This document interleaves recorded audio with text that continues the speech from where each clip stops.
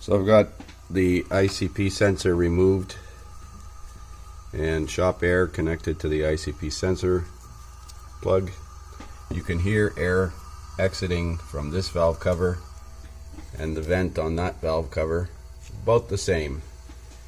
The weird thing is, if we energize the IPR solenoid, it doesn't make any change in the way it sounds. So we're going to remove that IPR solenoid just to see if it's physically stuck or if there's such a gross leak, maybe at the snap to connect fitting under the manifold here, that it can't it doesn't make much difference that the ICP is at 80 or 90%.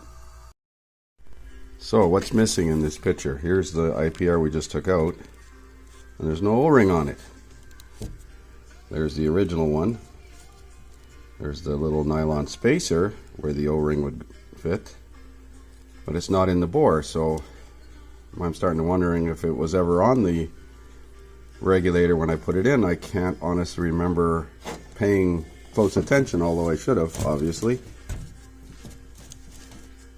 Well, that would definitely cause a problem if that O-ring is missing. The oil would just go right around and out. Well, we're going to put a couple of seals on there and see what happens. Go ahead.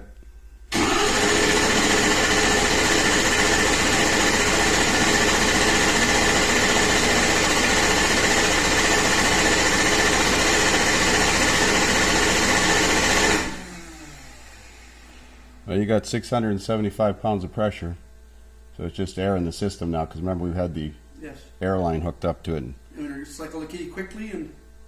Shouldn't need to. It's warm enough, it doesn't need glow plugs. Go ahead.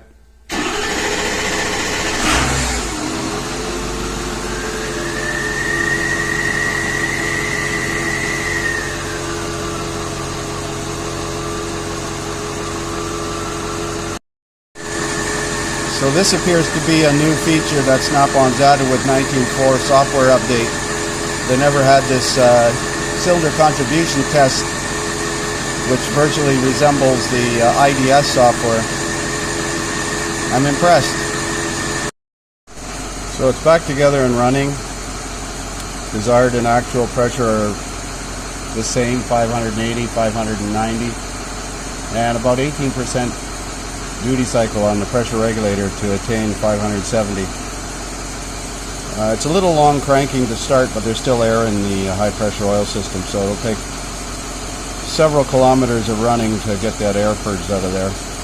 But I think it's going to be fine now.